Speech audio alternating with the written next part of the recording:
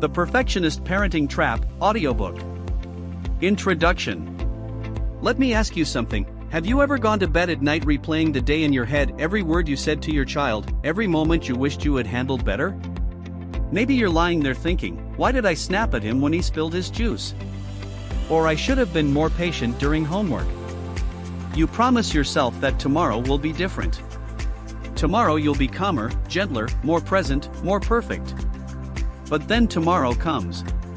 Life happens. The baby cries when you're already running late. Your toddler refuses to put on shoes. Your teenager rolls their eyes at you for the 100th time. And before you know it, you're right back in that cycle of frustration, guilt, and self-criticism. If that sounds familiar, you're not alone. In fact, you're exactly who I wrote this book for. Why parenting feels so challenging today. Parenting has always been challenging, but something about this moment in history makes it more difficult. We're bombarded with parenting advice at every turn: social media reels showing spotless kitchens and endlessly patient moms, articles telling us what we must do or risk ruining our kids forever, and the unspoken comparisons we make to friends, neighbors, or even strangers in the school parking lot. The result? You're left with the exhausting impression that you should be doing more, fixing more, managing more, controlling more. That anything short of perfect is failure. But here's the hard truth: perfectionism doesn't just set you up for burnout, it also steals the joy right out of parenting. It makes you so focused on doing everything right that you miss the beauty of what's right in front of you. What this book is, and isn't. This is not a book about lowering your love for your children, or about slacking off as a parent, far from it. You love your kids fiercely, and that love shows up in your desire to do well by them. The problem isn't your love, it's the pressure you've been carrying. This book is about trading pressure for perspective. It's about learning to recognize the lies perfectionism whispers: if you were a good mom, your kids wouldn't fight, or if you were a better dad, you'd never lose your temper, and replacing them with healthier, truer ways of parenting. It's also about rediscovering your own joy. Because let's be honest, if parenting feels like a constant test you can never pass, you're going to miss out on the laughter, the silliness, the ordinary yet beautiful moments that make family life rich. The Perfectionist Parenting Trap, what is it? Perfectionism in parenting often hides behind good intentions. You want your kids to succeed, so you hover a little closer. You want them to be kind, so you correct their behavior with extra firmness. You want them to feel loved, so you push yourself to provide every possible opportunity, even when you're exhausted. But what starts as love slowly turns into fear: fear of messing them up, fear of being judged, fear of not measuring up. And fear-driven parenting rarely leads to peace. Instead, it creates distance, both between you and your child, and within your own heart. Children raised in a perfectionist environment often learn the same habits: the pressure to achieve, the fear of making mistakes, and the sense that their worth depends on performance. Without realizing it, perfectionism gets passed down like an invisible family heirloom. What you'll learn here. This book is designed to help you break that cycle. Across 12 chapters, you'll learn practical shifts you can make, not in some future version of your life when things calm down, but right here, in the middle of the messy reality you're already living. We'll talk about letting go of control so your child has space to grow. Choosing connection over correction when discipline moments come. Allowing mistakes, both theirs and yours, to become opportunities for growth instead of shame. Caring for yourself without guilt, so you have the energy to care for them. Redefining success in family life, not as perfection, but as presence. And much more. Each chapter will guide you step by step, with practical strategies you can start using immediately. You won't find overwhelming checklists or unrealistic demands. Instead, you'll find gentle but effective ways to release the grip of perfectionism and invite more peace into your parenting. Now, imagine a different way. Take a moment and imagine this: waking up tomorrow without the crushing pressure to get it all right. Imagine responding to your child's meltdown with calm, not panic. Imagine being able to laugh when things go sideways instead of spiraling into guilt. Imagine ending your day not with shame, but with gratitude for the small, imperfect, but beautiful moments you shared. That's not a fantasy. It's what happens when you loosen the grip of perfectionism and embrace a healthier, freer way to parent. An invitation. So here's my invitation: as you turn these pages, permit yourself to be human. You will make mistakes. You will lose your patience sometimes. You will forget things, get tired, and say the wrong words. But those moments don't define you, and they certainly don't disqualify you from being a loving, capable, and good enough parent. What will define you is your willingness to grow, to shift, to parent from a place of grace rather than pressure. And that's exactly what the 12 strategies in this book will help you do. If you've been longing for freedom from the constant self-criticism, if you want to enjoy your children more and worry less about doing everything right, you are in the right place. Let's begin this journey together toward parenting that is lighter, freer, and filled with the joy you and your children deserve. Who is this book for? 1. New parents, 0 to 3 years. Parents navigating the early stages of parenting who feel pressured to do everything right. Struggling with anxiety over newborn care, feeding schedules, or developmental milestones. Likely to over-research and compare their child to others. 2. Parents of toddlers and preschoolers, 2 to 5 years. Parents experiencing stress around discipline, potty training, and socialization. Those frustrated with their child's imperfections or slow progress. Parents who feel judged by family, daycare providers, or social media about parenting choices. 3. Parents of school-aged children, 6 to 12 years. Parents concerned with academics, extracurricular activities, and raising achievers. Those who set extremely high expectations for grades or behavior. Parents noticing themselves enforcing strict routines and perfectionist tendencies. 4. Parents of teenagers, 13 to 18 years. Parents struggling with anxiety over their teens' independence and choices. Those who enforce high standards academically or socially. Parents noticing fear of failure or stress in their teens due to pressure at home. 5. Working parents.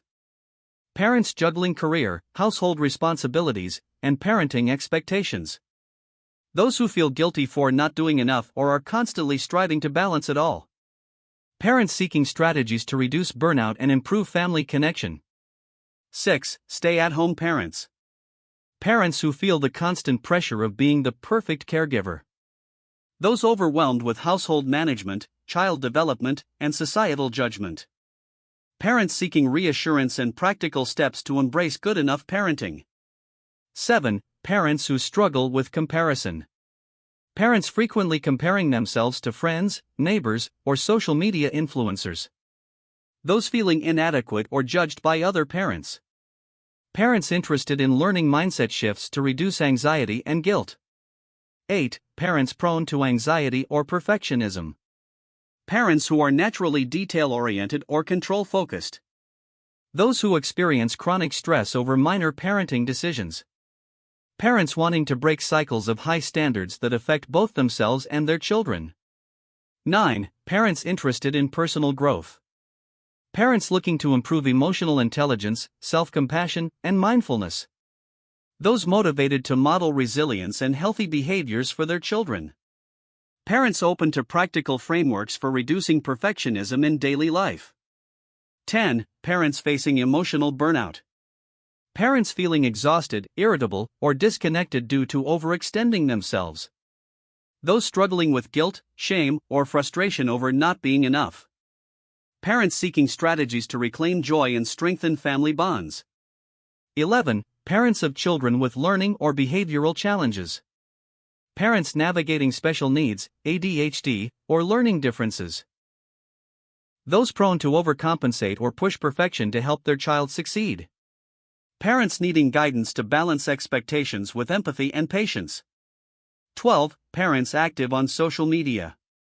Parents consuming parenting content online and comparing themselves constantly. Those influenced by trends or advice from parenting gurus. Parents wanting practical ways to filter advice and trust their instincts. 13. Parents in therapy or self-help communities. Parents already working on mental health, personal growth, or family dynamics. Those seeking actionable strategies for reducing perfectionism in their parenting. Parents who are looking for books that complement their ongoing personal development work. Chapter 1: What is perfectionist parenting? Defining perfectionism in the context of parenting. Let's be honest, parenting doesn't come with a manual. Most of us start with big hopes and good intentions, determined to give our kids the very best of ourselves. You probably promised yourself that you'd be patient, loving, supportive, and consistent, the kind of parent who gets it right. And while those goals sound wonderful, somewhere along the way, they can shift into something heavier: perfectionism. So, what exactly does that mean? What does perfectionism in parenting really look like? Perfectionism is more than high standards. First, let's clear something up. Wanting the best for your children is not the problem. Setting high standards, for yourself and for your kids, can be healthy. It can push you toward growth and excellence. But perfectionism isn't the same as having high standards. Perfectionism is about attaching your worth and your child's worth to meeting those impossible standards. It's that inner voice that says, if I don't handle every situation perfectly, I've failed as a parent. It's the nagging guilt that follows you when things go wrong, and the shame that whispers, other parents are doing better than you. It's not about striving for excellence, it's about striving for flawlessness. And in parenting, flawlessness is simply impossible. Kids are unpredictable, life is messy, and no parent is perfect. Yet perfectionism convinces you that if you try harder, research more, plan better, or stay calmer, you'll finally get there. Spoiler alert, there is no there. How perfectionism shows up in daily parenting contexts. Sometimes, perfectionism is obvious. You might find yourself constantly comparing your child's milestones to others. She's not reading yet, did I do something wrong?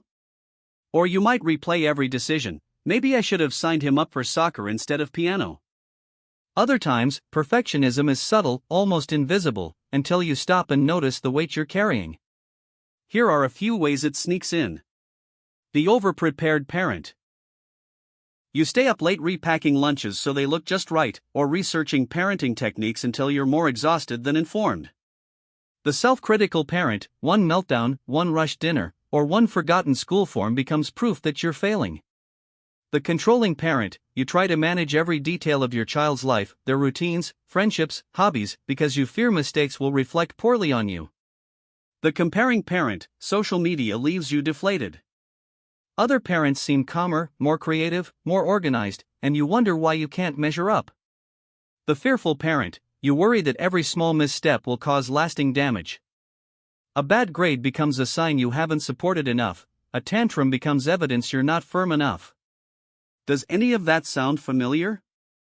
Most of us nod our heads at least a little because perfectionism has a way of slipping into all corners of parenting. The emotional toll of perfectionist parenting. Here's the tricky part: perfectionism often disguises itself as love. You want your child to be happy, healthy, and successful.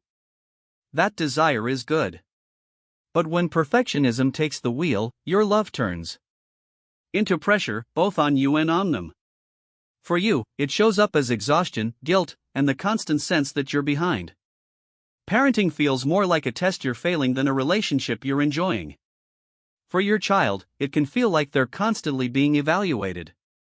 Even if you never say it out loud, kids pick up on that energy. They might become overly cautious, afraid to disappoint you. Or they may push back, sensing that your approval feels conditional. Over time, perfectionism can shape their self-image, teaching them that love and acceptance are tied to performance rather than simply being themselves. And let's be clear, this isn't what you want. You don't wake up thinking, I want my child to feel pressured and anxious. Of course not. But perfectionism is sneaky. It weaves itself into your expectations, routines, and reactions without you even realizing it. Common signs you might be stuck in the perfectionist parenting trap.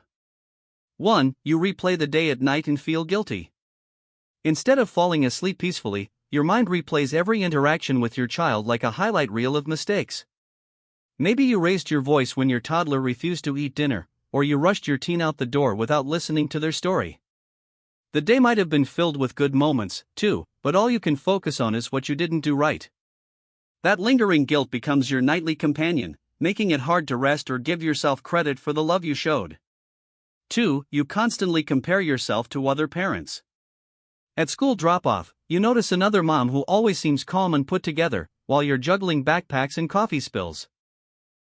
On social media, you scroll through pictures of families with perfectly staged birthday parties, homemade crafts, or kids winning awards. Without realizing it, you start measuring yourself against these snapshots. You forget that they're just moments, not the full picture, and you silently conclude that you don't measure up. 3. You feel responsible for your child's every outcome. When your child struggles, you immediately turn inward and blame yourself. If they come home with a poor grade, you wonder if you didn't help enough with homework. If they're shy at a party, you worry you didn't socialize them properly. Even when challenges are normal parts of growing up, you treat them as proof you failed in some way. Instead of allowing your child to have their own journey, you carry the weight of every bump along the road. 4. You struggle to let your child make mistakes. Your child forgets their lunchbox, and you rush to school to drop it off. They start a project, and you quietly fix it so it looks better. They try a sport or instrument, and you step in to correct every misstep before they even learn from it. Mistakes, which are meant to be teachers, become things to prevent at all costs. Deep down, you're afraid their errors reflect badly on you as a parent, so you try to shield them, even if it robs them of valuable growth. 5. You get caught in all or nothing thinking. Parenting feels like a pass/fail test. If you don't prepare a balanced dinner, you call yourself a bad mom. If you miss one school event because of work, you think you're failing your child. There's little room for grace or middle ground. Either you do it perfectly, or you see it as worthless. This harsh thinking makes you overlook the hundreds of small, loving actions that actually define good parenting.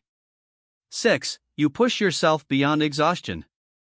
Even when you're tired, you keep going. You bake cookies for the class when store-bought would have been just fine. You volunteer for extra school activities, even though your schedule is already packed. You wake up early to fold laundry or stay up late to reorganize the playroom because you feel like it's your job to do it all. Rest feels like weakness. Asking for help feels like failure. Slowly, you burn yourself out trying to meet standards no one could sustain. 7. Your joy in parenting feels overshadowed by pressure. Remember when you imagined parenthood as cuddles, laughter, and simple joys? Now, instead of laughing when your kids spill flour during baking, you feel tense about the mess. Instead of enjoying bedtime stories, you're stressed about sticking to the routine. The constant pressure to do things right squeezes out the joy of just being present. You find yourself longing for more lighthearted moments, but you're not sure how to let go of the stress enough to enjoy them. 8. You avoid asking for help. Even though parenting is demanding, you carry the load alone. You hesitate to ask a partner, grandparent, or friend for support because you feel it's your job to manage everything yourself. When others step in, you may even micromanage, worried they won't do it your way. Deep down, accepting help feels like admitting weakness. So instead, you push forward, tired and isolated, convincing yourself that good parents don't need help. 9. You measure success by appearances. You care deeply about how things look on the outside, the matching outfits at family photos, the well-behaved child in public, the tidy living room when guests arrive. Even if you're stressed inside, you put on a polished front. Appearances become the yardstick of success. If your family looks put together, you must be doing okay. But this focus often comes at the expense of connection. You might miss the joy of a silly, messy, real-life moment because you're too busy worrying about how it appears to others. 10. You rarely feel enough. No matter how much you do, the thought lingers, I should be doing more. You might plan activities, cook meals, keep the house in order, juggle work and family life, yet at the end of the day, you still feel inadequate. Perfectionism whispers that there's always one more thing you could have done better. That sense of never enough becomes a heavy cloud, keeping you from appreciating the love and effort you already pour into your family. If these signs sound like your daily reality, you're not broken or failing. It just means you've been pulled into the perfectionist trap, something countless loving parents experience. The hopeful part? Once you recognize these patterns, you can start loosening their grip, step by step, and begin parenting with more freedom, presence, and joy. The cultural and social media pressures fueling perfectionist parenting. One of the biggest forces pushing us toward perfectionist parenting is the culture we live in today. Think about it, everywhere you turn, voices are telling you what a good parent should look like. Schools hand out endless expectations about reading levels and test scores. Pediatricians give well-meaning checklists of milestones and shoulds. Even extended family members, your mom, aunties, or in-laws, often have strong opinions about how you should be raising your kids. It's no wonder you feel like you're under a microscope. Consequently, every decision, from the kind of snacks you buy to how you discipline, seems to be judged. This cultural pressure whispers that if you're not doing it all, and doing it perfectly, then you're not enough. Then there's the powerful influence of social media. You open your phone for a quick scroll and are suddenly faced with a stream of polished snapshots, moms who meal prep organic lunches in matching containers. These dads always look patient and smiling during tantrums, families taking dream vacations with coordinated outfits. What you don't see are the meltdowns, the messy kitchens, or the tears of exhaustion that happen behind the scenes. Social media feeds us the highlight reel while we compare it to our behind-the-scenes reality, and of course, we come up short. Without even realizing it, you may start feeling like you need to keep up, chasing a version of parenting that isn't even real. On top of that, social media has created a new kind of pressure, the pressure to perform. It's not enough to simply parent your child well, now you're expected to document it, share it, and present it in a way that looks effortless. The birthday party isn't just for your child anymore, it has to be Pinterest-worthy for the photos. The family outing isn't just about bonding, it needs to be Instagrammable. And this performance pressure can leave you drained, because instead of enjoying your kids in the moment, you're busy worrying about how the moment looks to everyone else. Over time, that constant performance steals your peace and convinces you that your value as a parent lies in appearances, not in the love and connection you already bring to your family. The trap defined. So, if we boil it down, what is perfectionism in the context of parenting? It is the relentless drive to appear flawless, to raise flawless children, and to measure your worth as a parent by unrealistic standards. It is parenting ruled by fear of failure rather than rooted in love and connection. And here's the heartbreaking part: the more you chase perfection, the further it pulls you from the very thing you want most, to enjoy your children and build a strong, loving relationship with them. Redefining what it means to be a good parent. Here's the good news: you don't have to stay stuck in this trap. Part of escaping perfectionism begins with redefining what it means to be a good parent. A good parent is not one who gets it right every time. A good parent is not one who always knows the answer, stays calm, or keeps a spotless home. A good parent is someone who shows up, loves consistently, and is willing to grow alongside their child. Your children don't need a flawless parent. They need a real one. They need to see how you handle mistakes, how you apologize, how you recover from stress, and how you keep loving them even when things aren't perfect. That's what gives them the resilience they'll need in their own lives. Why this definition matters. When you understand perfectionism for what it is, you can start to loosen its grip. You can begin to notice the moments when guilt or comparison are steering your choices, and gently redirect yourself. Instead of thinking, "I failed today," you can ask, "What did I learn today?" Instead of asking, "Why can't I be like her?" you can remind yourself, "My child doesn't need her, they need me." This shift doesn't happen overnight, and that's okay. You don't have to perfectly stop being a perfectionist, that would be another trap. But every step you take toward a gentler, more realistic definition of parenting is a step toward freedom. A gentle reminder. As you sit with this idea, I want you to take a breath. Parenting is hard. It stretches you in ways nothing else does. But the very fact that you're reading this, that you care enough to reflect on how perfectionism affects your family, is evidence of the deep love you have for your children. So give yourself some grace. Let this be the start of a new chapter, one where you're not held hostage by impossible standards, but instead guided by connection, presence, and love. Because here's the truth: your children don't need you to be perfect. Here is the end of Chapter 1 of this audiobook. Check the description for a link to Chapter 2 and